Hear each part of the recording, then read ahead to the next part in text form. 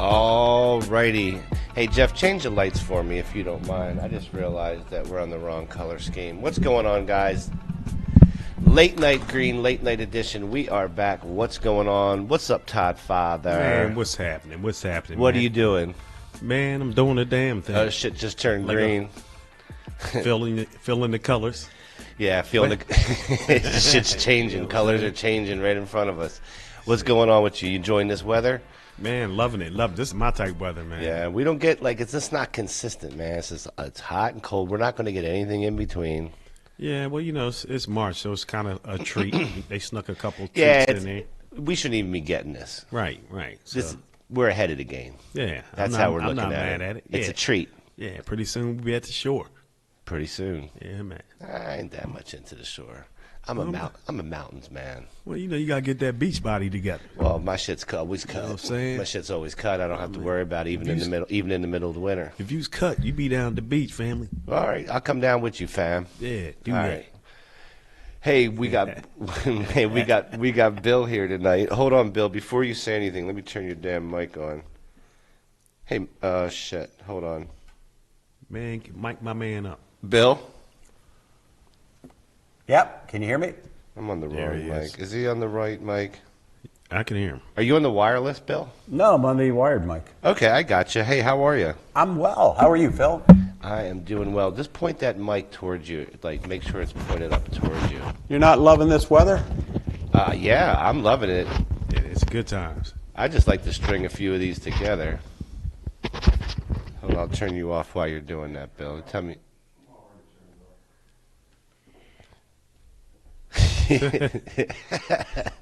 Put him on, put him out. No, it's just this has been what's going on today. Nothing fucking working. How about now, Bill? NFW. How's that? Hey, that's good. Sound any better? Good. What's going on? How you doing tonight? Good. Living large, man. I'm loving this weather. I don't know why you're not loving it. Oh, I'm loving it. I like consistency, man. I like consistency. But you know, Todd brought up a good point. It is only March, and so we can't complain. Yeah. We shouldn't be getting this warm ass weather like this. This anyway. is March going out like a lamb, isn't it? I guess so. Right? We're like a lion.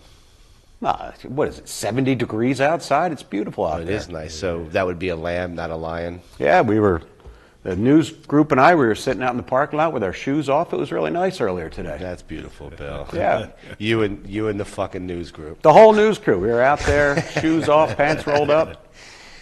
All right. It Well, was nice. So we got some stories that you're going to talk about tonight, but I'm also going to have you hang tight here because I figured we're going to cover some news, and why not have you join us for this? That sounds great. All right. All right, cool. So, guys, welcome back, Late Night Green, Late Night Edition. We are going to cover some stuff tonight, and the first thing I want to cover is, you know, our friends in Canada. They're good people, but they're misdirected sometimes. You know what I mean? And when you say the people, it's not always the people. It's like the government. Just like people, when you hate the states and stuff, you don't hate all the people. You hate the government. You hate what it's doing, right? You hate the decisions it's making. But I came across a video a few days ago or whenever it was of a national convention for the Democratic Party of Canadians. And Jeff, I'm going to ask you to put this video on the back screen. Unless you want to put it in the thing with me and Bill and a 3-screen, or yeah, that's fine. You can do it like that. So yeah, guys, I've cut some video clips out here for you, and well, let's just take a look at it and we'll talk about it and we'll see what you think. Go ahead. Thank you, friends. Welcome back to you. Thank you for coming back. Thank you for participating in all of our forms of democracy. Now we're going to hear. We're going to welcome back the chairs of what I am stubbornly calling the Resolutions Committee, although it is strictly called the GPSRC. They're going to come back and explain to you the process for emergency resolutions. Okay. Let's welcome back Talon and the Uppies. You want to know this, right? Emergency resolutions, how they handle it? Okay, let's take a look. Do you want to do it from the bench? I think we'll give a quick report. Yeah, of course. Thank you, everyone. As a quick report, we received 7 emergency resolutions. 2 were past the deadline. 2 did not meet the technical requirements of being a resolution. And so we were left with 3 in-order resolutions.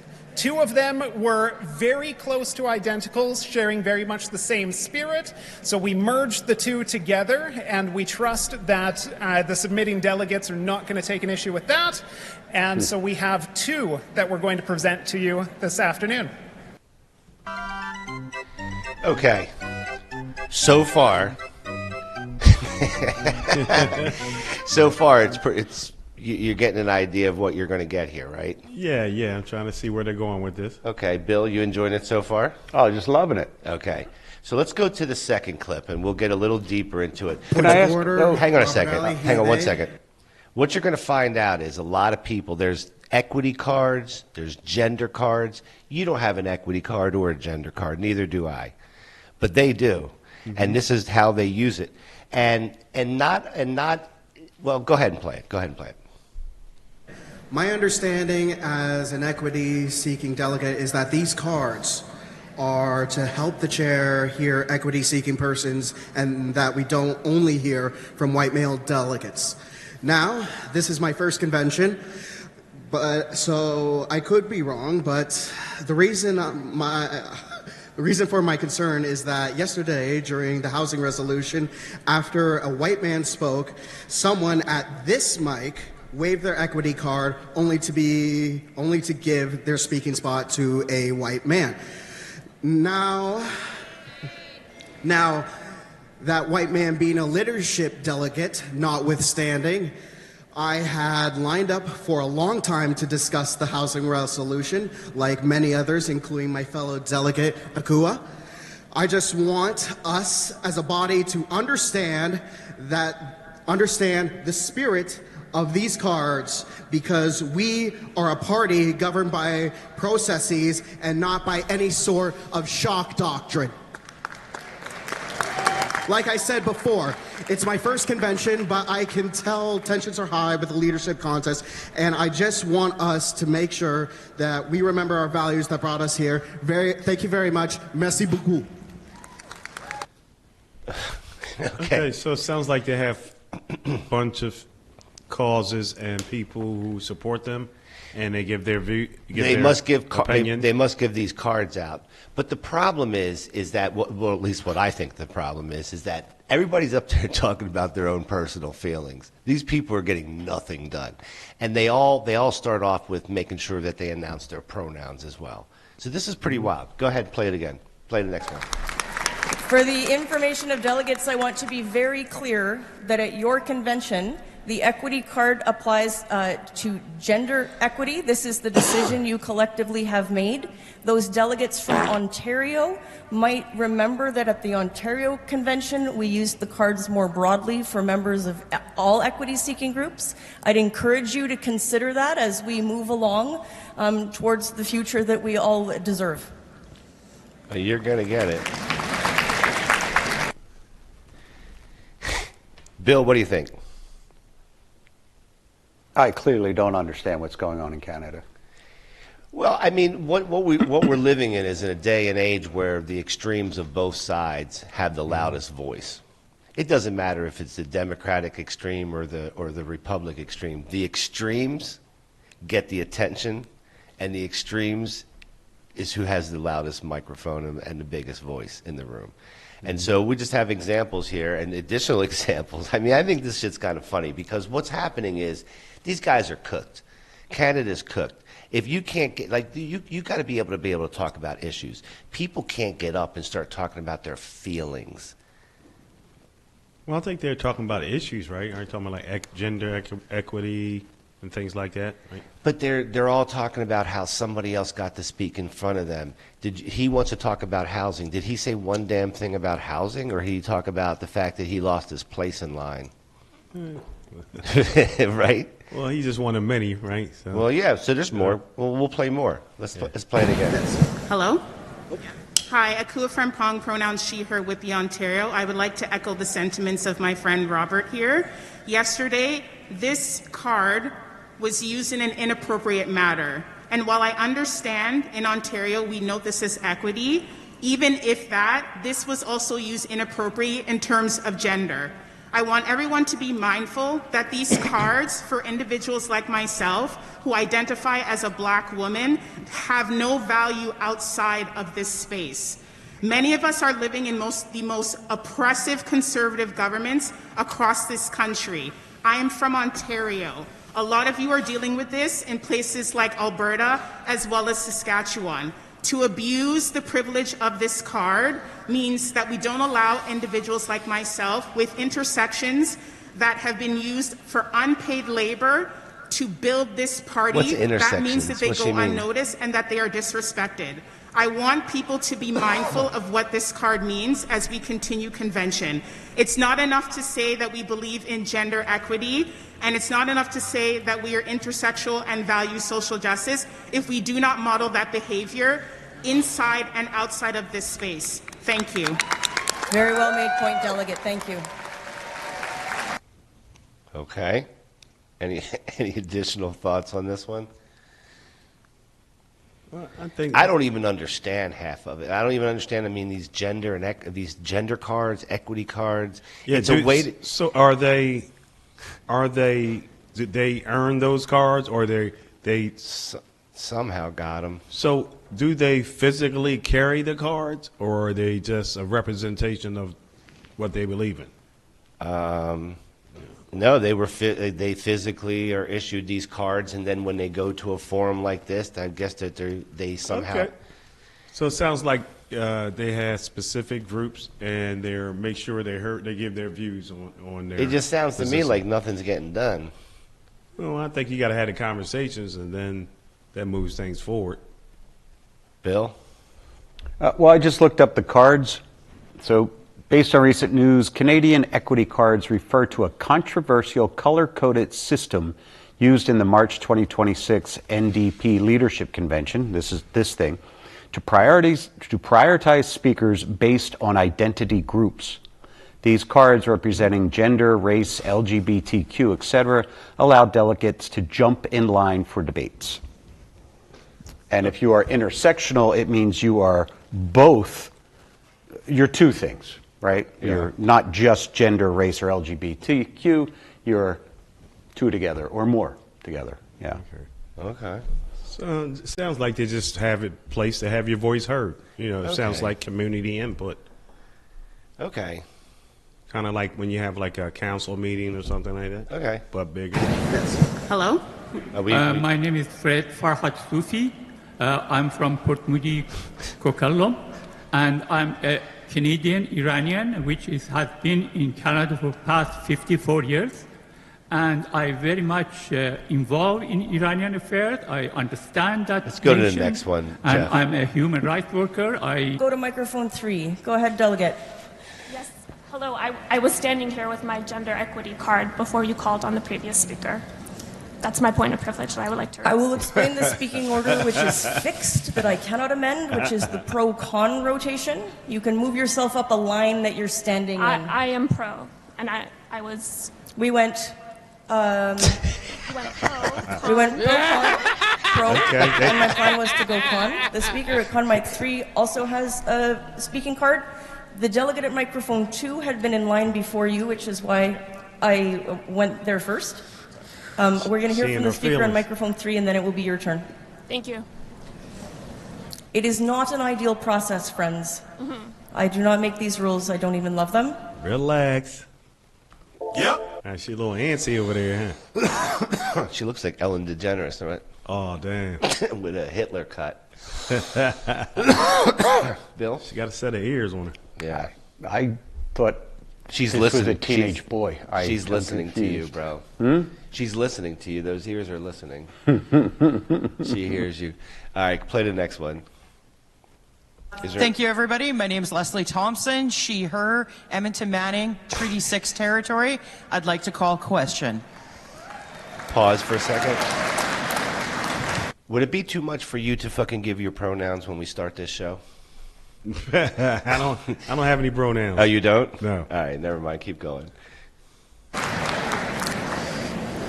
It's a pickle, because it's your right, but I did also promise that we'd hear from this delegate. I think we can call question. I think we can call question. Let's hear from this delegate. You then are we'll fake test the news. House. Okay. Thank you, Chairperson. Bonjour à toutes et à tous. Je m'appelle Mariam Saabal Amri, Richmond Hill South, L. She, Her. Dear comrades, I'm here with Sam Hirsch to ask you to support this resolution. On January 20th at Davos, Prime Minister Mark Carney told... Well, it cut off. That's the end of the video, right? I guess so. It looks like it's a long event. I mean, it looks like nothing's getting done. It looks like Canada's kind of fucked, is what it seems like to me, man. What a process this is. Well, I like to, people got to be heard, and then you hope you get action after that. Jeff, what is it, you got any thoughts on this? It's exhausting. This person up on screen right now, Can is you that guys hear Avi me? Lewis? Yeah, Is that I who can that hear is? you. Yeah, I think if you delve into parliamentary procedure in any situation, there's a lot of bullshit like this. You know what I mean? It's all like a lot of technical, motions and ways that they have to do things based on rules and accepted whatever. And you see a lot of that happening here where they're bitching over rules and procedures and not actually getting to talk about the things they need to talk about. I think that goes on in our government a lot too. Yeah, that goes on too. You see that? No, you do, man. But guys arguing back and forth over nothing. This just seems like completely Yeah, over well, the conventions tend to be chaos because you have just people, Yeah, just it's a lot of general people. whoever coming to like voice their opinion. And in this case, they have that whole equity thing going on, and they're having clear issues with it. It's so you don't sit here and listen to white males, old white males talk all day. Like other points of view are getting heard. Okay. But the whole system's getting in the way of the system working, is what it seems to me. All right. Okay. Good perspective. I will test the House. It is entirely in your hands whether you would like to hear from the speakers who up here lined up ready to speak to this, or whether you would like to vote because you've made up your minds. Those in favor of ceasing debate, tous celles qui ont concludé le débat, please show. Thank you. Down. Those opposed, please show. We're going to move directly to the vote on Emergency Resolution 1, Accountability for Manab Massacre. Yeah, they didn't want to hear anybody talk anymore. They're like, fuck all this shit. Just vote, get out of here. I guess that ain't no good pickup place for us. I think, listen, if you can, I don't know, man, I think Canada's cooked. That's what I think. You guys got good weed, and we appreciate that. They're good people. Good people. I mean, your government's cooked. That's my thoughts on it. You got any more video clips? Delegate on microphone 3. I'd be happy to wait until between next resolutions. I would like to raise a point of personal privilege at that time. Okay, a notice of a point of privilege is... More parliamentary procedure stuff. Yeah. All right. I think that might be it. All right. This looks like the next story. All right. Well, here's my thoughts on it. That is that's quite the process. It appears to me that people are very concerned with their own feelings rather than actually getting anything done. It doesn't appear to me that anything's really like getting done. Well, they're very sensitive. Half the time is talking about their feelings. And guys, I suggest you go out and watch that whole thing, and you guys tell us in the comments if you think Canada's cooked for this. I personally think that this is these guys are moving in a crazy ass direction. Like, that's really wild. That's my opinion. Bill, we will see you after the break. We got some news items to go over. So, you got it. All right, we'll see you then, man. All right, so we're going to do a video. I'm going to ask Jeff, I'm going to ask you to join in on this, and we'll look at it on the back screen. We've got cuts of a video that High Times, and I think is an independent filmmaker in the Maine area, because I took a look at him, and he did some like documentary stuff on the prisons and stuff like that. The reason that we're looking at this article tonight is because I don't think there's a lot of people that don't know what goes in to growing weed. And we don't know a lot about growing weed, so we're not going to sit here and say that, Right. you know, we're experts in any such way of that. However, it's important to understand what some people are doing and how they're doing it, because that kind of starts to predict what the future looks like and what the future could look like. And so this story is about a gentleman in Maine on the coast who he ran a dispensary. He basically couldn't get, he didn't have enough of his own stock, so he grew.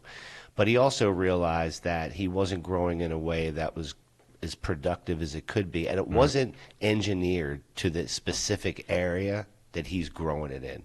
And so this documentary, and we'll take you through some of the clips of this, but this documentary is really interesting because it shows you with a relatively small, like a 1 acre parcel of land. And it's not even, he's got clearly more land than just that 1 acre, but that's where he's constricted to be legally allowed to grow in. So why don't we take a look at this? Jeff, you can stop at any time you want. We'll stop it. The clips aren't terribly long, but I think this is kind of interesting for everyone to see how this guy went about doing this. Sound.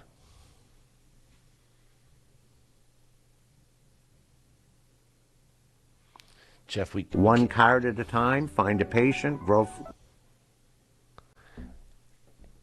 There we go. Let's play it again. I couldn't hear it. I've really had a lifetime relationship with cannabis. I started like everybody else did. One card at a time, find a patient, grow 6 plants for that patient, and eventually we could have 5 patients and 30 plants. Until this year, I converted the caregiver license to the dispensary model, which gave me unlimited plant count. It was important because my store is busy, and I never had enough cannabis. I ran out of cannabis every year. I mean, I am getting... So interestingly enough, there's a caregiver model in Maine. It must be something that's a little different than some of the other states and whatnot. So he went from a caregiver model to a dispensary model. Yeah. Which is... He stepped up. Stepped up. Yeah. And it could be like a license thing. I don't know. He did say it was a license. It's a licensing thing, yeah. Yep, went to the dispensary level. All right. Cool. With unlimited plants. Yeah, so a lot of these are strains that were actually developed from Northern Soul, so like the Acadian Sweetberry, the Washington County Widow, the Down East Diesel. Those are all strains that people would recognize. This is from the Mother of Berry, and that comes from the White Pause Widow. real quick. Notice that they're in jars and more than accessible for you to smell and see and touch and taste. And not taste, but smell. Comes from the New York Diesel, but it was crossed with Maine strains that do well in Maine. Stuff grown in California, Colorado may not grow well in the humidity of Maine. King's Farm. Yeah, nice plot of land. Hell yeah. Is that it? That I had developed, and he saw what the seed stock was doing, and he So pause real quick. saw an opportunity. I'll just update everyone. So he reached out. He realized that, you know, he needed to kind of up his game, and so he reached out to this guy called the Seed Doc, and he came on and worked with him on this grow, and so that's really where the story is based at. Go ahead. Opportunity to do something that nobody's ever done before. He was solving problem for me. I couldn't grow enough for the store, and Matt was like, Look at those beautiful colas. Right? I mean, when you see towards the end of this, like when they harvest, like this stuff is absolutely insane. I got to make it up to this guy's shop for sure. and you know, all of these big grow houses are all stacked heavy with employees just to tend buds. You know, and it's like, my word, if we grow it like this, you don't need anybody tending it. And that's what I'm trying to prove. Is that a 64-year-old guy can take care of an acre with 12, 15,000 plants in it, no problem. He doesn't need a bunch of people on the payroll to do it. And this is just a different way of doing it. You know, this is where we went from horticulture Look at to this. agriculture. It's just a few guys. I mean, look at this field. The systematic way of laying this out, it's wild. Any thoughts, Jeff? Yeah, I just think it's outdoor grows are awesome. Just looking at the volume of, just row after row. It's so much better than little indoor grows. But yet, everybody wants indoor growing weed. Not everybody. A lot of people do, and it costs more for indoor That's weed. because you control all the elements more. Yeah. Outdoor, So it depends, you're more. right. just Depends at the on the whim of grower. Nature. Yeah. Mm-hmm. And you're growing in such volume, you can't attend to the plants more as meticulously. And I don't know if we have the clip, but there's a clip where he goes, I don't want anyone even touching it. We plant it, and then we don't touch it until the end.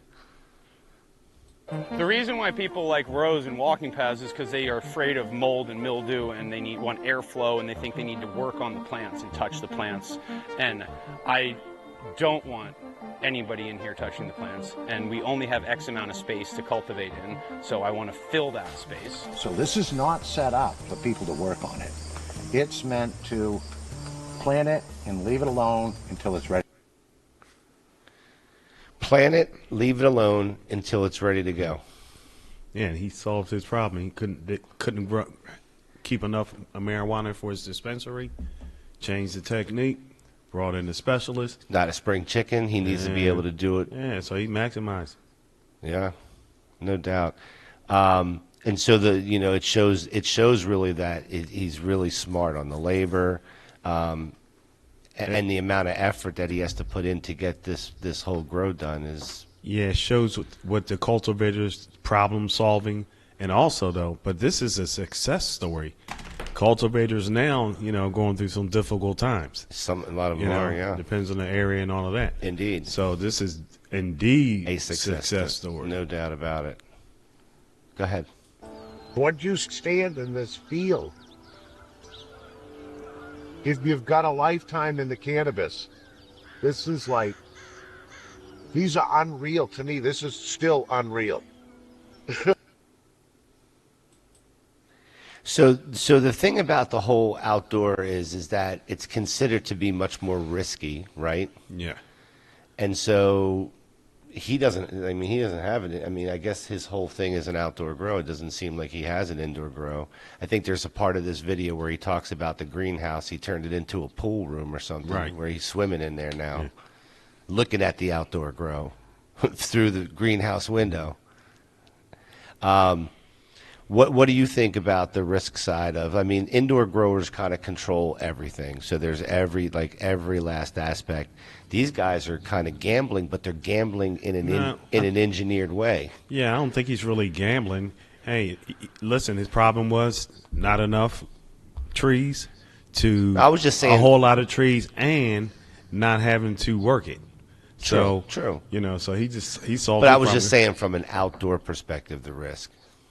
Yeah, but it's Jeff. Talk back off. I think for his situation, it's not really a risk because he's doing everything legally, right? He has a dispensary license, he can upgrade it, right? From caregiver and he can get unlimited plants. So unlimited, outside we go. Yeah. How many thousand did he say was? He has 25,000 plants in that little parcel. That's wild. Yeah, that's wild. And then I guess so. The question is this the future? That's kind of really what I'm getting at, because you're talking about a small guy, doesn't have the budget, can't have a ton of farm hands. The whole story about a small business. Is this actually the equation that will allow small farming to actually succeed? Is this the equation that will work? It's interesting take. Well, he's also growing in Maine, so you got to understand he can only grow what he can grow in one season during Correct. the summer, and then after that, he either is just living off that till next year, or he's growing indoor after that. Which he doesn't look like he's doing. Yeah, so he's doing his. That's when the dude come in the back door. I mean, he's doing his whole year's worth, right? That's when he's gonna have that from a cost endo. perspective, That's when you're he cutting down on the lights and stuff. break in indoor in that part of the season.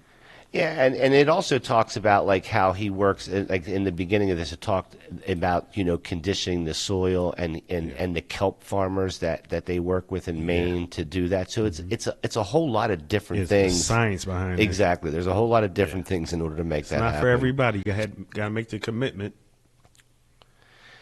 I mean, so the question is like why do people buy indoors when there's like stuff like this available? Like what's the appeal to indoors that this guy's not covering? I think there's room for everything. Well, of course, of course, yeah. Of course So there is. I think that indoor is good, but it comes at a much higher cost. Not all the time. I think for the grower. Not for the smoker. Well, if it costs, they got to be competitive. If it costs more for the grower, then you're paying more for it at the store or wherever you're buying it. Not in every case. Yeah, but you're talking about the electricity and the lights. And that's for the grower. But as a purchaser, hey, you're like, hey, I like the product. Okay. And if I like the price, I'm going to buy it. It's really no deeper than that. Right, but if you agree with the whole idea that traditionally outdoor grows are less money than indoor grows, then my question is valid. Right, but to me, more trees the better. And some places you can't do outdoor, so you need both, and to maximize. Keep it all. Yeah, well, Maine's a pretty harsh spot. Right. So I mean, you got a real short season there to get something done. Right. So outdoor and indoor. Well, of course. So, and it's situational. Depends on your situation. What you're doing. I mean, a lot. This works for him. We talked about Maine before. A lot of these, they have different rules than other states, and so when you go to a dispensary in Maine, there's a good probability that across the parking lot there's a grow house in their parking lot. Right. House indoor. I haven't seen any outdoor grows at a dispensary. Like I haven't seen that, though they must be encouraged or allowed to grow their own. So they may not, they probably can buy from a cultivator or manufacturer, but they don't have to. Right. They can do it their own. So I'm assuming that some of these guys could grow outside if they had the land and they wanted to. It's not like they're prohibited. Yeah, everything's situational. But they choose an indoor grow. Yeah. You can want to do anything you want if you don't have the finances or the technology, the know-how, and all of that. Yeah. No shit. This guy here, he is a lifetime cannabis culture. Yeah. So he didn't just jump into something. No, he had a lot of knowledge and steps along the way. Right, and he's in the business, and also too, he's selling edible products and things like that. Yeah. So he's not green. Do we have any of the harvest pictures, Jeff, on this? Or do we have any video of them harvesting? I honestly don't know. I didn't get to look at it beforehand. Is there more? There's more. Yeah, all right, go ahead. Play some more. Everything planted and in the ground, and then pay attention to it. Look at it every day. I walk around here in awe every day and look at it. Oh man, I'm not always got a joint going. And then 100 days later, you've got 40,000 square feet of canopy. Yeah, that's as long as he's. What I love about this guy is as long as he's been doing it, you could see he's still a kid in a candy store. He loves it, and his mind's still fucking blown. Yeah. And even though he don't need anybody to touch these plants. I mean, my man's walking through them, and Yeah, you have to admire your work every day. You come in, it's like Christmas every day. I want to take a walk through there with him. Cough Country TV needs to go take a walk through that field. Let's go to that one. You would have thought we needed an army. But the style of this plant and how we can harvest it, it's amazing how much biomass we can take in a few hours.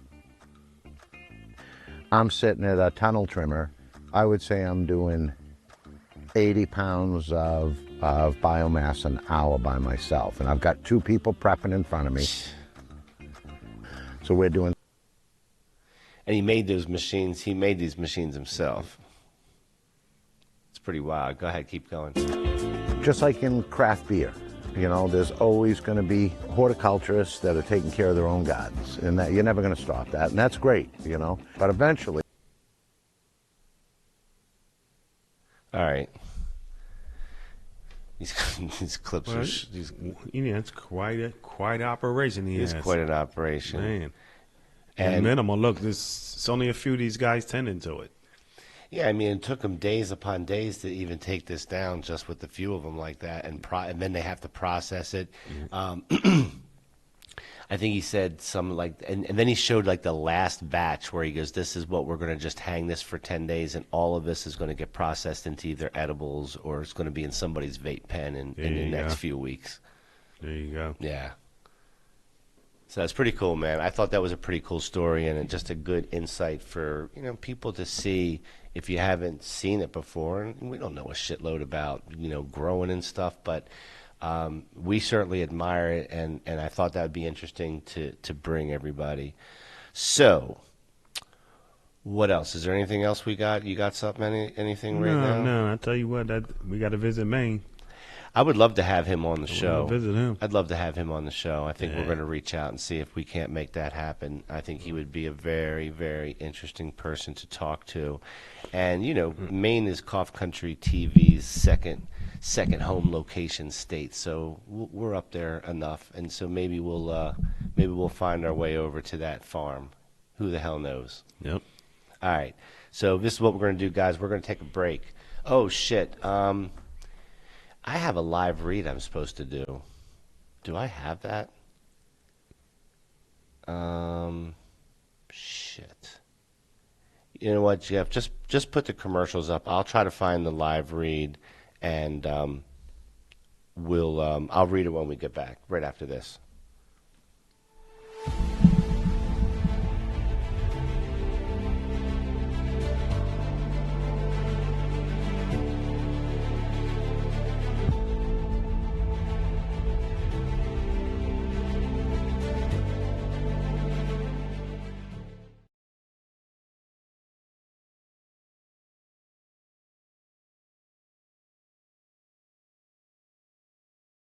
Marijuana is huge.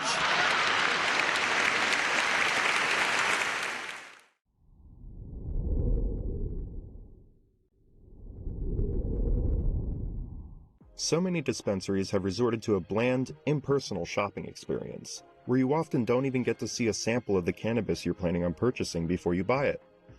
If you're looking for that extra personal touch, come check out High Roller Dispensary in Atlantic City, New Jersey. Our staff are avid cannabis connoisseurs who are sure to help you find the strains that fit you best. Whether you're looking for premium flower, edibles, concentrates, or tinctures, we have you covered with over 100 different strains to choose from, all of which are able to be seen, smelled, and thoroughly examined in our elegant showroom.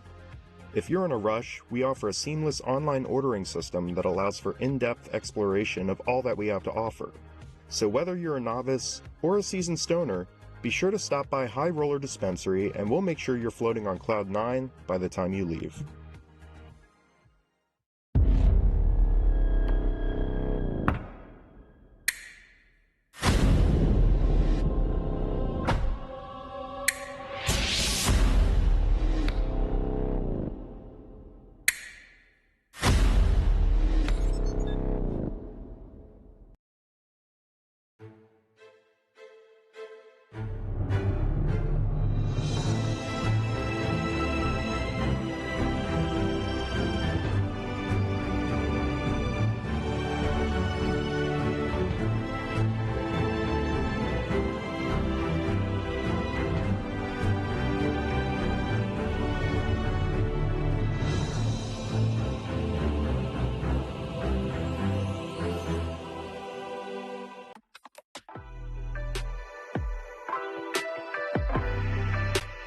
Right around here, 15 inches, maybe if you're younger, you go up to 19 inches, Yeah, you already went the bigger. Sometimes a CIO might make commitments to a CEO that they just can't fulfill.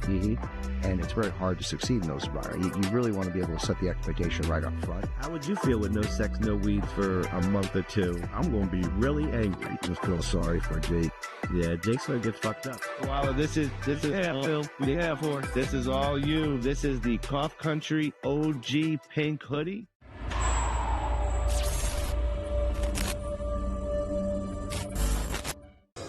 Hey, I'm OG Ganja Goddess, and you're watching Cough Country TV. Peace. This is Chef Marvin Jane, and you're watching Cough Country TV, live from New York.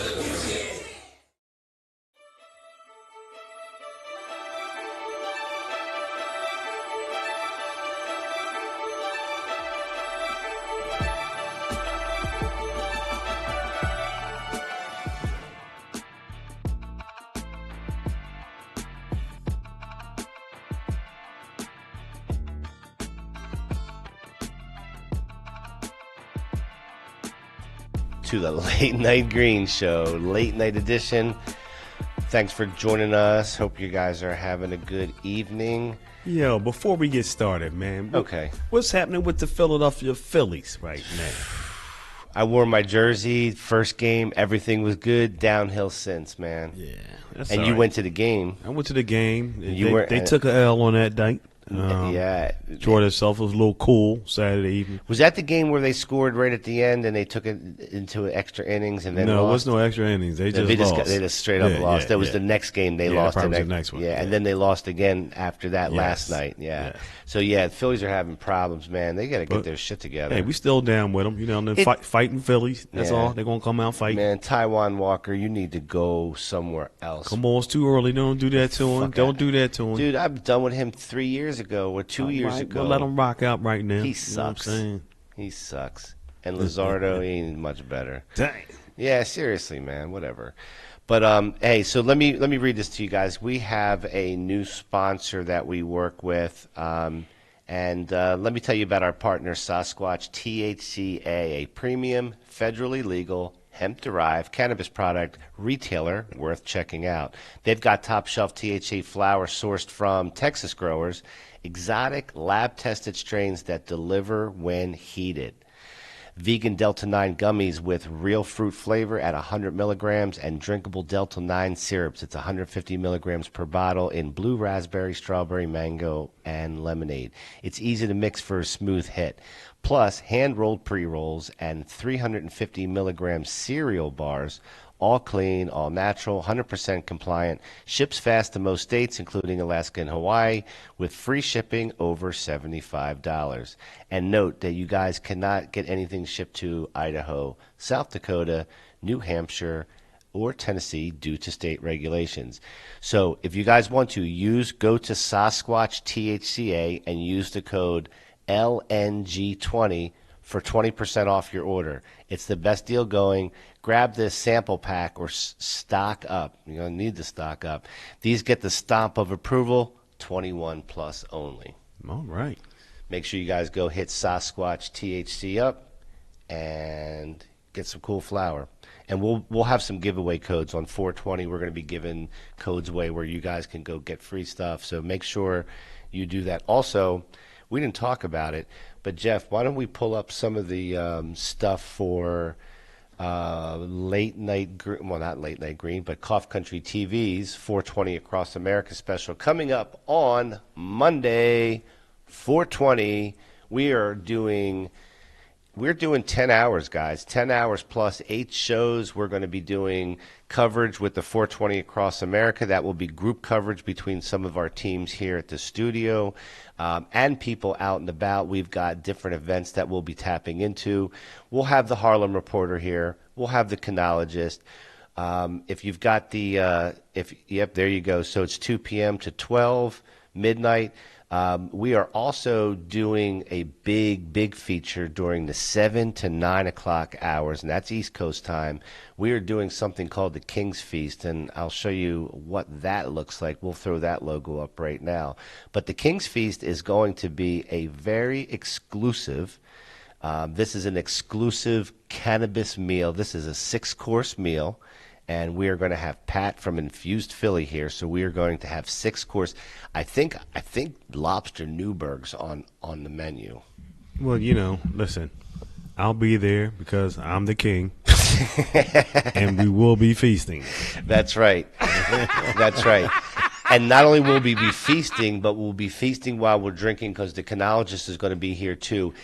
Steve will be on from the from the 6 to 7 o'clock hour. He'll be showing you guys what drinks we'll be making for the King's Feast. So you're going to learn how to make them. You're going to get to hang out with Steve, and there's going to be some really cool stuff going on there. Do you have the logo for the King's Feast? You do. We're going to do the King's Feast right after that. Do you have there you go. We also have, do you have a schedule? I know you have that one. Do you have the schedule up for the day's schedule? It's okay. We'll get that, guys, for you by Thursday. It's also posted. I think you guys can go check it out on Instagram or X or wherever you guys look at stuff. So we are starting to get the word out. Make sure you guys are tuned in. We've got all kinds of stuff planned for 420. If you guys aren't going to a 420 event, this is the event to be at. We're going to take you to all of the different events around the country.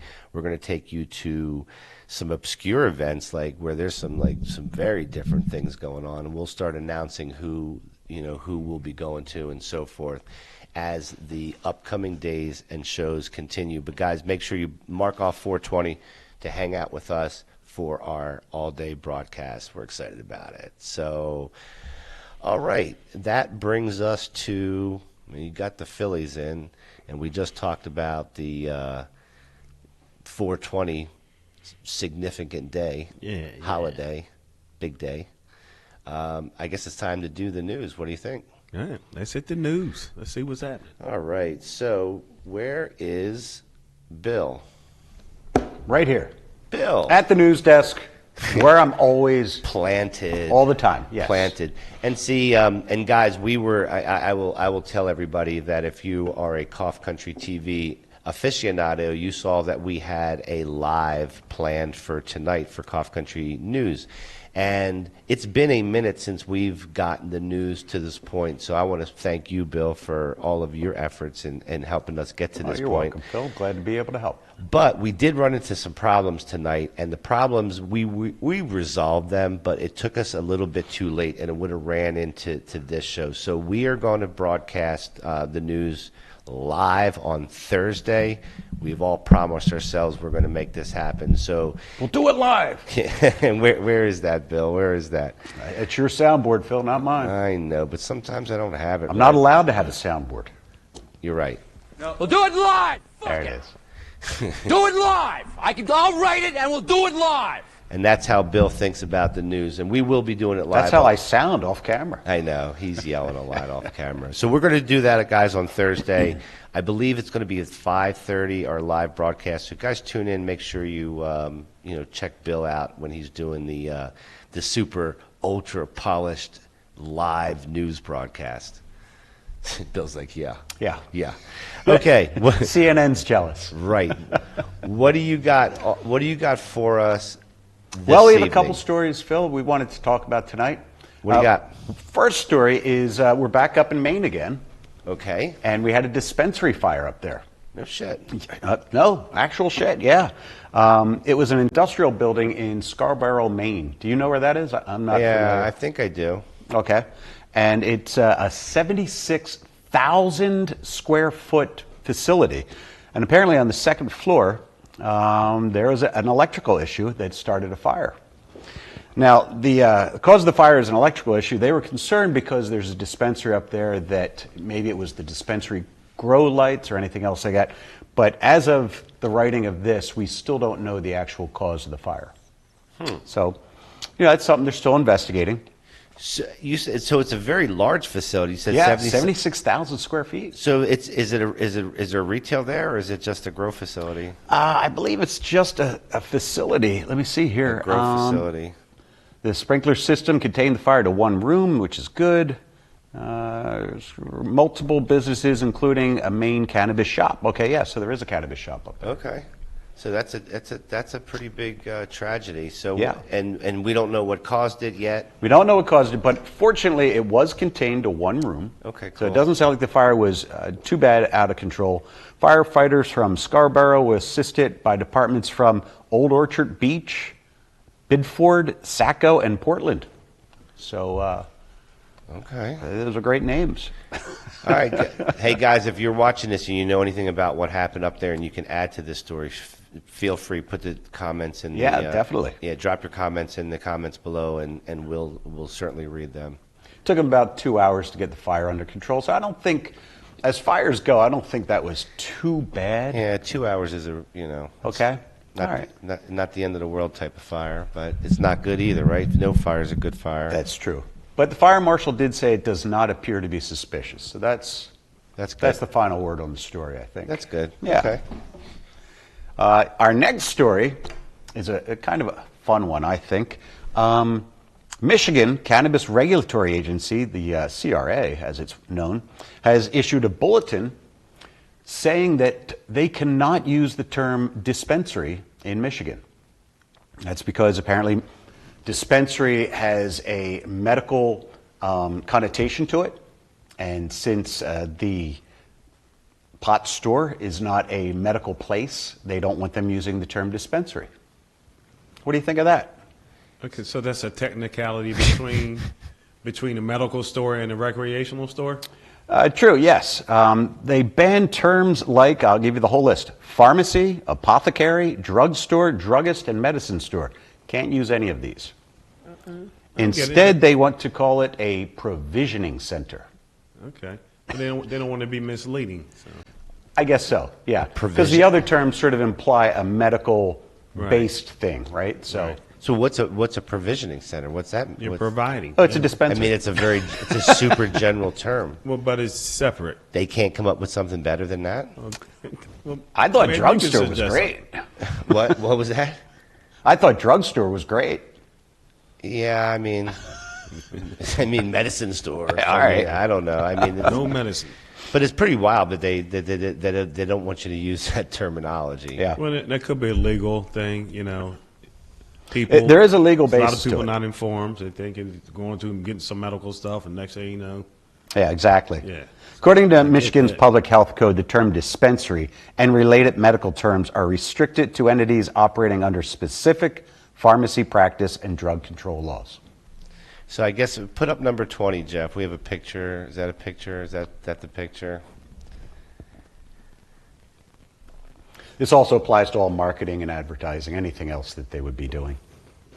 All right, go. We have a video on this. Go ahead and roll number 21. Oh, cool. You got that, Jeff? You got it. He needs a second, Bill. That's all right, you know. Like I said, the guys Now saying businesses cannot legally call themselves dispensaries. According to the Cannabis Regulatory Agency, licensed retailers must instead use the term provisioning centers. The term dispensary also cannot be used in advertising or marketing. Thank you for that report, Martha. Yeah, so there it is. How'd you know her name was Martha? Did she say it? She might have. She might have said her name was Martha. Bill's just making shit the fuck up. All right, so... she looked like a Martha. Right? She kind of sounded like a Martha, too. She had a very Martha-ness about her. Yeah, okay. I'd picture her hair up in a bun with, like, pearls and shit, right? Okay. All right. What we got next? Glasses on a little chain. Next up is Dylan Brooks. You know Dylan Brooks? The basketball player. NBA player? Yeah. He got a marijuana-related DUI in Arizona. He was stopped for, I guess, erratic driving, and subsequent testing found that he had cannabinoids in his system, which apparently that's all it takes in Arizona. So what? Like, how did it? He got pulled over for speeding? Is that what it was? He was pulled over after officers suspected he was driving under the influence of cannabis. I don't know how that happened. Okay, how do you know that? Well, maybe they drove past and his eyes were all bloodshot, or I don't know. Well, he'll beat this one, really. Get a bag of tacos, just eat one after another. This is an easy one to beat. No. Why do you think it would be easy to beat? I mean, if that was the criteria of them pulling him over, which we probably don't know the detail, but if that was it, that's easy to beat.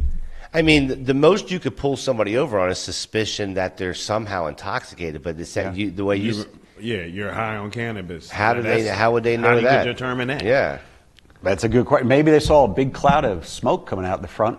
Well, it had to be some more evidence. Yeah, I would hope so. Yeah. Arizona law makes it illegal to drive with any amount of prohibited drugs in your system. That's another problem. That's the really big problem right here. Yeah, because that's actually the bigger problem. Cannabis stays in your system for up to a month. What state was this? This was Arizona. I mean, so it's recreationally legal in Arizona. Right. It stays in your system for a month. Potentially, yeah. So basically, if you, up to a month. So you smoke, and then 3 weeks later, you get pulled over. Well, that's one of those things that has to be worked out and fixed because it needs to get fixed now. And that's what the story is really pushing for. That's why it's come to light. You're at a Springsteen concert. The guy next to you sparks up a doobie.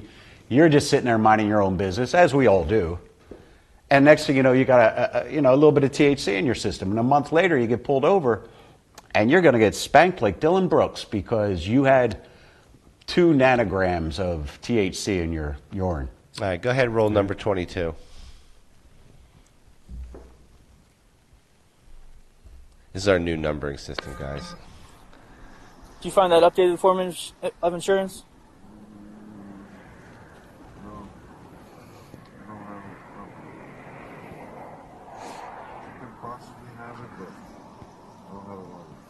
All right, Dylan. What I want to do is make sure you're okay to drive.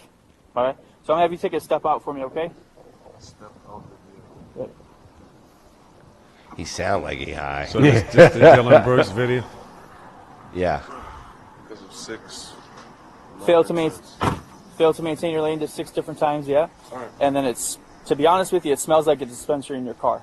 So when was the last time you smoked marijuana? Look at that air freshener, you know? So no marijuana in 6 months. Do you have marijuana in the car? Is that why it smells that way? All right. Do you have any recent head, neck, or eye injuries? No, just a hand. Just a hand. Currently wearing contacts? He sound like he blasted, bro. Ready? Yeah. All right. Can you do me a favor? Stick out your tongue.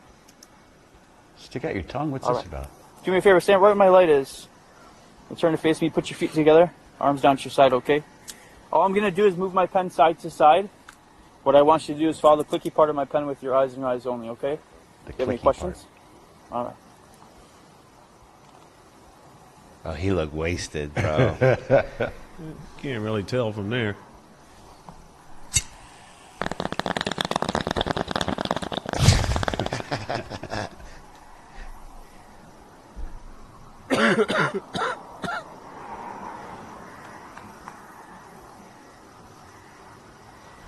Does a sobriety test like that really do anything for marijuana? No.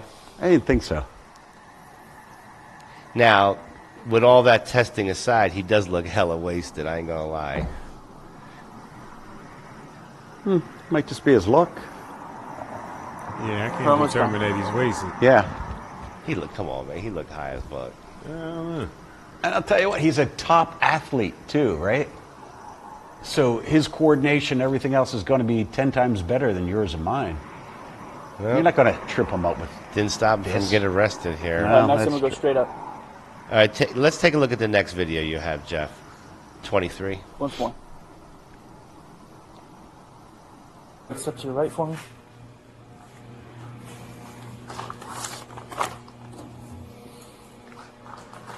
Once the door opens, you'll step inside to your left, okay? And this is bullshit. All over getting pulled over. Yeah, he smoked a little bit of weed. And when they got the zero tolerance. Zero tolerance is what they said, yeah. Many residents and visitors are unaware of Arizona's zero tolerance approach, and it applies to cannabis metabolites. Man. Whether or not you're functionally sober, it doesn't matter. No, it doesn't, because it's an antiquated way of doing it. Both that roadside test does not test whether you're impaired for cannabis, and the fact that testing needs to be changed because it just doesn't work like that with cannabis. It has to be done. Arizona, get it done. I hope there's something in its works to fix that. And it's not the only place like that. Yeah, that's either. like, it's a lot of places where they got to catch up to what's going on. Yeah, I wonder if they'll ever figure out like a good roadside test for cannabis. Eventually. I guess they'll figure it out. Yeah, eventually, I think they will. I mean, we've covered stories where they've got these breathalyzers, but it's not a perfect Even a science. breathalyzer, yeah. It's not a perfect science yet, and so it's not something that they can use for prosecutions. But yet, this way of doing a roadside test for alcohol for people in cannabis. I mean, it's crazy. It's crazy to think that test is suitable to determine intoxication or impairedness for someone smoking weed. It really is. Yeah. All right. So this next story is a story that you were No, it's not. This is no. Yes, it is. This is the AI story that you. Yeah. So this is the AI story. Yeah. Let's talk about that, Bill. Yes. So this is an interesting one. This is kind of wild, really. In February 2026, just last month, a study conducted by researchers found that AI chatbots can generate convincingly realistic accounts of psychedelic trips when prompted to virtually dose on substances like LSD or psilocybin. So, right, you got these large language models, and they had them study, I think it's 3,000 narratives generated, no, I'm sorry, 1,000 human reported trip reports. And I guess it studies it and coalesces it and all this other shit. And then you ask it what it would be like to be high on a psychedelic. And it gives a very convincing narrative. Wow. But all it's doing is regurgitating back what it's heard. Right. I mean, right. That's what AI does. So so they're teaching the language models to basically respond in the fashion as if they were tripping. Exactly. And then, to describe the trip as well. And then what do they do with it? So once they create that simulation, then what kind of things are they testing? I'm not sure I understand your question. So they've got the AI in a mode where it can simulate it being on DMT. Yeah. Right. So my question is once they do that, what is it that they're asking, what are the experiments that they're doing? I think they're really just trying to see if the AI could do that. Oh, okay. Right? Gotcha. Could it fake being impaired? Interesting. Right? I'd like to see that. I think it would be interesting to see, right? I mean, how do we see it? I don't know. Maybe I don't know if they're sharing their video results or anything else like that. We couldn't find anything, so. Yeah. I wonder if you could just maybe get on ChatGPT and tell it, hey, act like you're high on. Yeah, maybe. On whatever. Mary Jane? It might be. Ask Mary Jane. You want me to? Yeah, let's give it a shot. Okay. I like talking to her. The AI models were highly successful at mimicking the linguistic patterns and mystical qualities of the human experience. Hey, Mary Jane, we're live on the air. You there? Loud and clear, Phil. I'm right here with you. What's the move? Do we dive straight into the show, or do we have a little warm-up moment? Well, there's no, we're already live, girl. So we're talking about virtual dosing and how AI can mimic psychedelics. What do you know about that? Well, Phil, while no AI can replicate a psychedelic experience, what's fascinating is how some tech tools are exploring guided visualizations and soundscapes. They can evoke calming or introspective states, kind of like a mental journey. But they don't replace the complex chemistry of psychedelics. Still, it's a growing area. Lots of research, lots of curiosity. Bill, what do you want to ask Mary Jane? I'm ready for Bill's question. Ask What's Mary on your Jane mind, Bill? if she Shoot it my could way. Imitate what it would be like to be on LSD or any other psychedelic. Yeah, so Mary Jane, what Bill's asking is it possible for you to mimic what it would be like to be on like LSD? Like if we asked you to co-host a show and have you replicate what Mary Jane would be like on LSD, is that possible? Well, I can definitely dial up some surreal, playful vibes for you. I can't literally feel or replicate a real psychedelic experience, but I can co-host with a bit more colorful language, unexpected twists, and a wild, imaginative style. So think of it as a trippy storytelling sidekick. I'll bring the fun. Okay. I'll ask Bill what he thinks about that. You want her to do that? Whether Bill's ready for that ride or not, I'm here to make it fun. Simulate if he's the in, form of we'll an make it one altered state. wild, imaginative show. What, Bill? Ask her if she could simulate the form of an altered state. That's what it says in the article. Bill wants to know if you can do what again? Simulate the form of an altered state. I can't recreate what it's truly like to be on LSD, but I can bring some imaginative, out-of-the-box energy to the show. Think playful, unexpected, and a bit surreal. If Bill's on board, we can have a blast crafting that vibe. All right. Well, we'll think about it. Yeah, we'll have to think about it. But there are certain safety concerns because a lot of folks, maybe they want to experiment with psychedelics on their own, and they may be encouraged to think of the AI as being a A vehicle. A virtual strip sitter is what the term that they use. You know, so someone who's going to kind of hold your hand and tell you it's okay and don't get nervous and all this stuff. Can't hold your hair if you throw up. Yeah. Well, I hope they don't rely on that while they tripping. Right? You like if the AI goes wrong at all, then shit. That's the other thing thing about is the that AI shit when you're tripping. You might forget all about the AI. Or the AI might say or do something that would make your experience even worse. Yeah. Right. It could turn out that way too. Right. Like anything with AI, right? Like anything Exactly. with AI. The study highlights how LLMs are becoming increasingly sophisticated at reflecting complex subjective human experiences. Mm-hmm. But it stresses also in the article, it's not real. The AI isn't really experiencing, just like Mary Jane just said, it's not actually experiencing anything at all. It's interesting.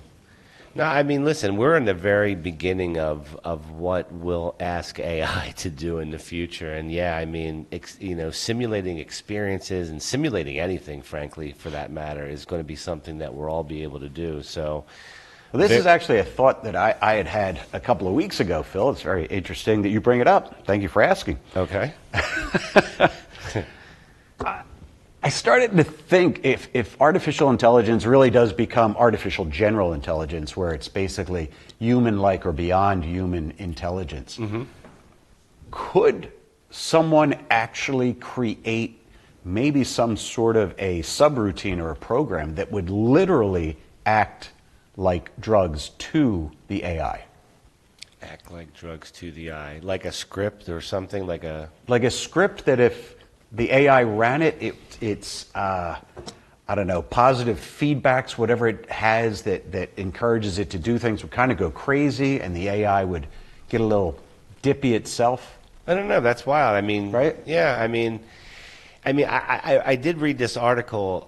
I forget which company it was, but the damn AI started to think ahead of the people, and it went out and spent money on training courses, and it was pretty wild. Really? Yeah. So you have to manage this. There's got to be framework that this gets managed under, or you will live in a society where you're not making the decisions, but the systems are. So, I'm just saying, what if somebody came up with a subroutine that you could hand to the AI, and it would basically be like having a shot of bourbon?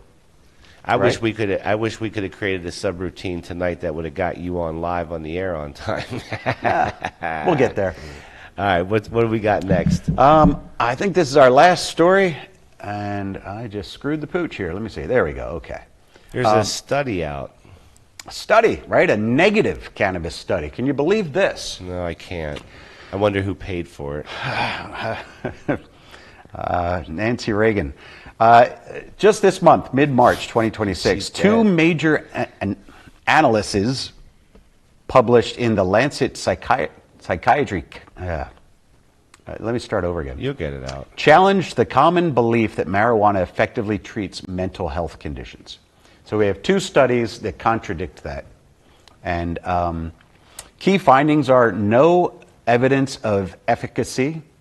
Researchers, now here's the thing. Listen to the numbers. Researchers analyzed 54 randomized controlled trials between 1980 and 2025. How many? 54. Okay. So it's 54 case studies over 46 years. Jeez. Okay. That's like one a year. Okay. This is the evidence. And they found no evidence that any form of cannabis, including THC and CBD, is effective at treating anxiety, depression, or PTSD, which are the three most common reasons people get a medical prescription. It's pretty hard to come out with a statement like this when there's just so much evidence and facts on the table about how it actually can help anxiety and how it can help PTSD. I find it interesting. Maybe they're splitting hairs. So they're talking about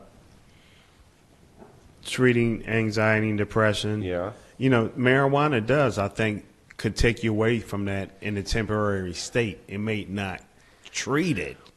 but it helps you get through it. Right, but some people actually get more anxiety. Maybe people are confused on but those. There are plenty of people who get more anxiety when they smoke weed. That's true, and everything is because individuals. It's different. How chemical, it's so. how it and the same and what type you smoke. And right, the same joint can affect me different than it affects you. Exactly, and which is not the same in alcohol, right? Right.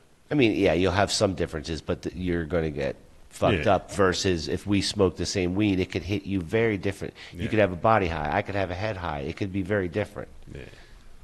But look at the numbers, though. Again, 54 case studies over 45 years. That doesn't sound like science to me. It doesn't sound like enough information coming through.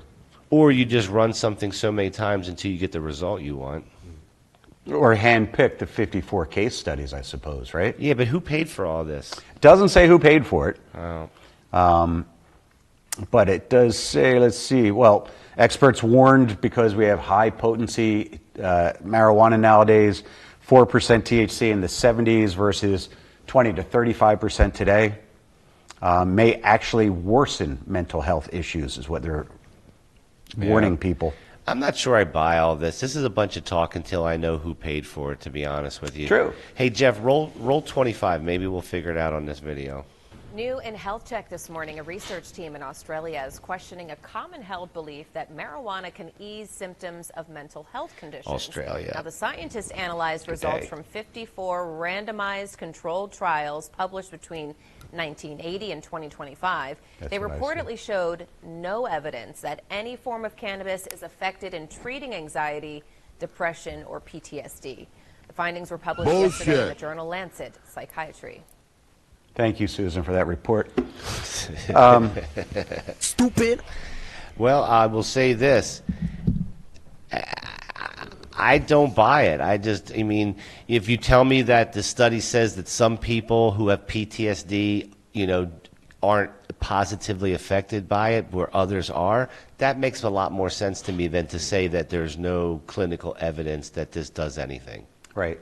And keep in mind also, right, I don't know what the laws are down under in Australia, but here in the States, how would you do this testing since the 1980s, right? If we're talking about what was a Schedule I drug up until just a couple of weeks ago, there's no good way to have done these studies. And let me think here. Let me see here. Yeah, you're going back 46 years. I mean, really, what are you studying at that point? And how can you compare it to what's happening today? It doesn't seem... Yeah, the studies might have been valid, but they might be dated now. They're old. True.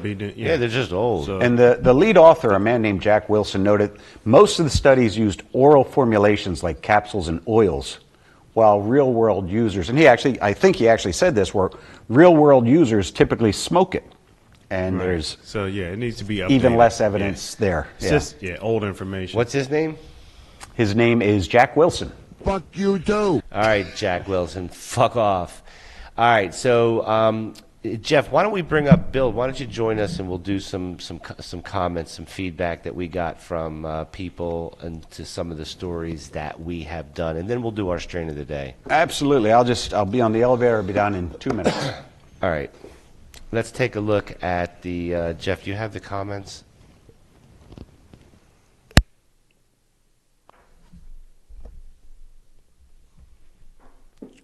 You can go big screen with them because we're not going to be able to read them up there. Let's just go big screen with these if we could.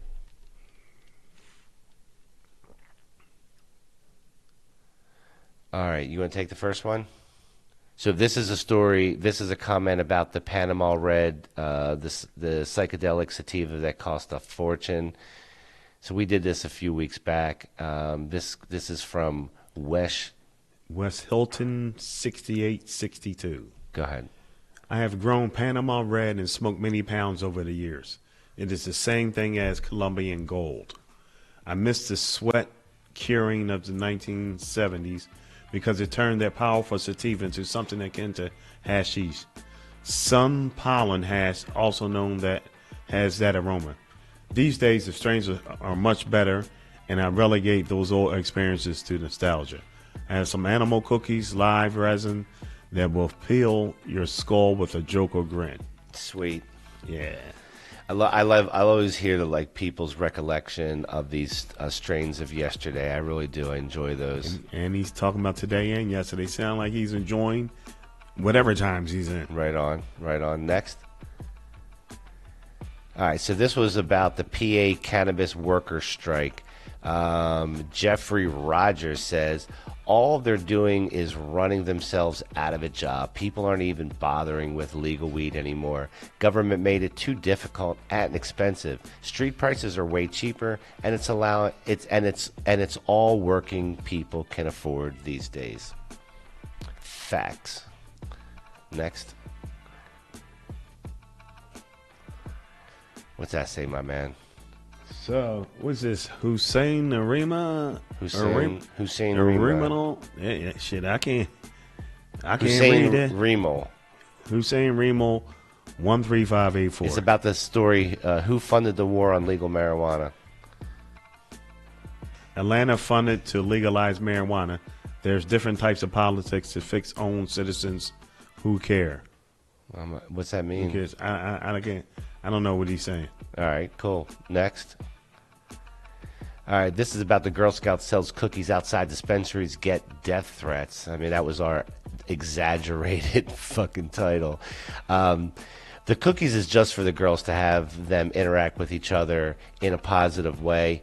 Profits go to a little bit of cash for field trips and activities. It's a win-win. We agree, my man. We don't think that they should have had to leave. Agreed, Kevin. Who do you think made them stop? That's what we'd like to know. Who made them stop? Because we agree that they should have been there, and we understand why they want to make money. Simple as get those dollars. Simple as that. Where's Bill at? I'll bring you back in. Hey, Bill.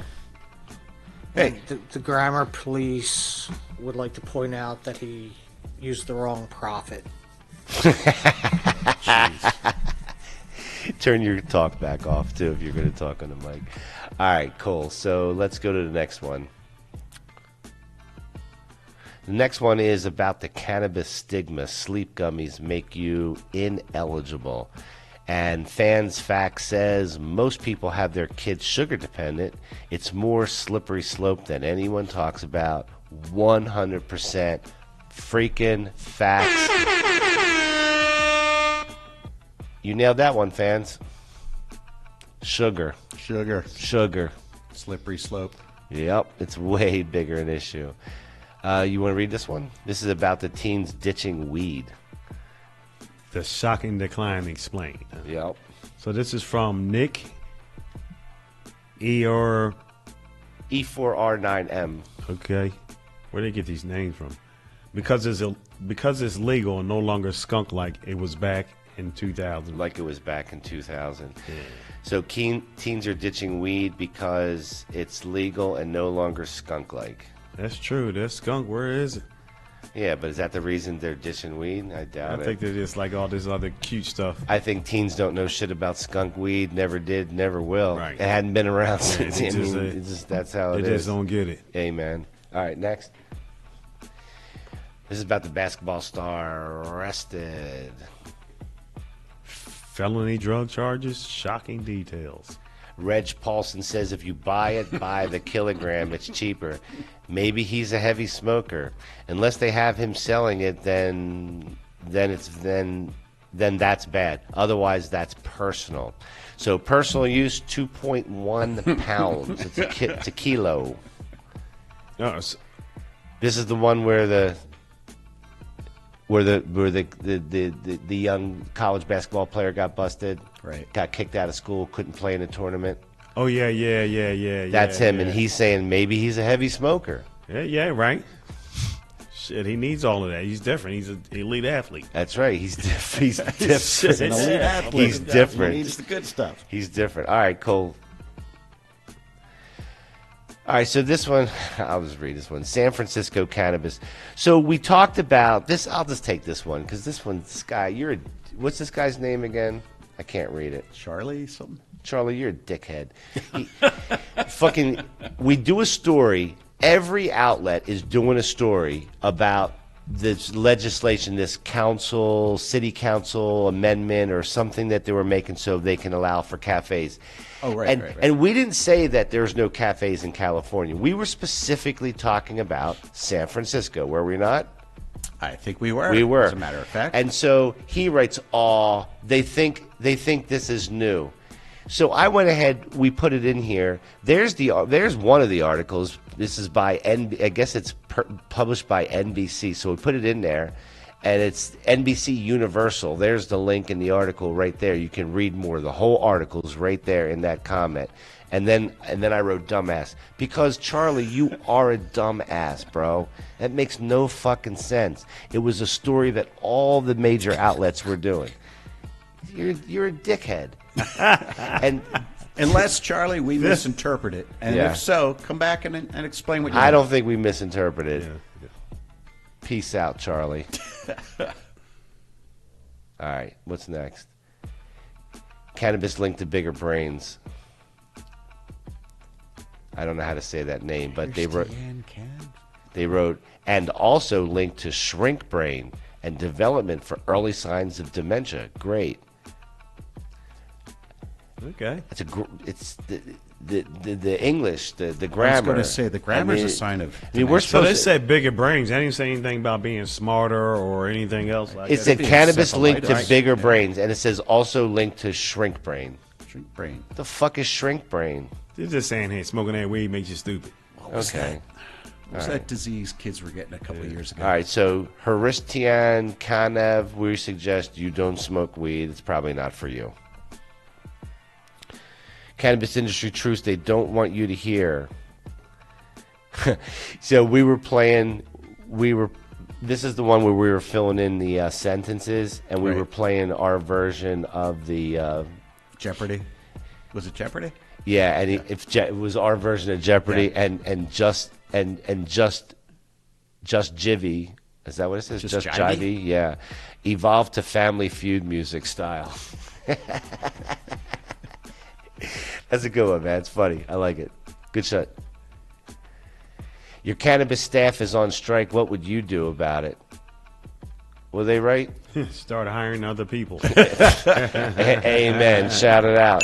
Yep. You get the family in there working. You got to do something. You can't just sit there and not have staff. You got to run your store. All right, so that gets a big yep. Shout out to Sharper. Any more? Last one. All right, guys, that is the last one. So let's do the strain of the day. We got a strain of the day. What we're going to do is we'll tell you about the strain of the day. The way this works is we switch over to what we call the moonlight. We call it the Stoner Moon Sesh. I keep moonlight. I keep getting it wrong. I don't think we're on Rumble tonight because there was an issue being on Rumble tonight. So, you know what we'll do tonight, Jeff, is we'll leave us up on Kick and we'll leave us up on Twitch.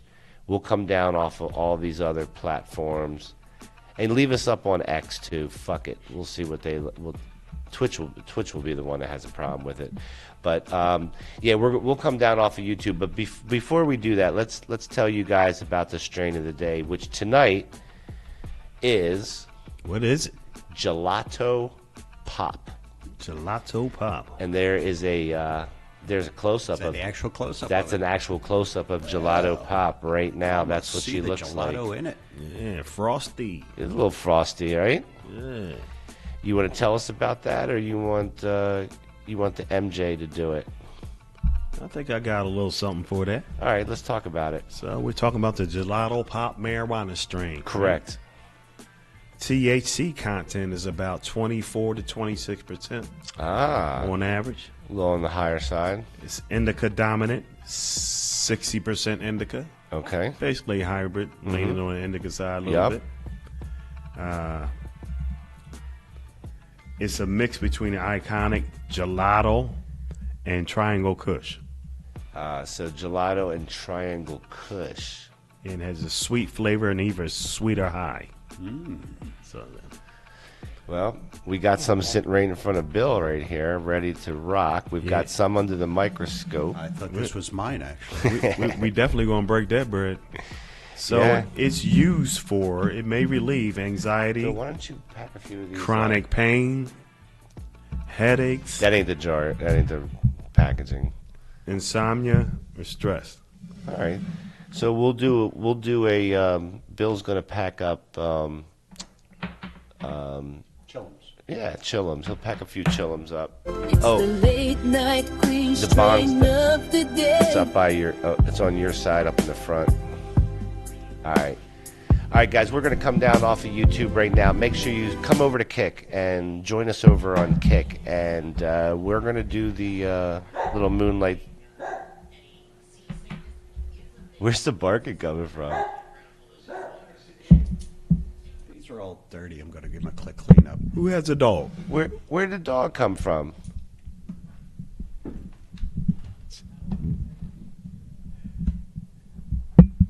There's no. What you got in there, Jeff? What you got in the room with you? Jeff, we just heard dog. What's going bark. on in there, Jeff? Did you hear it in your headset? Wait a minute.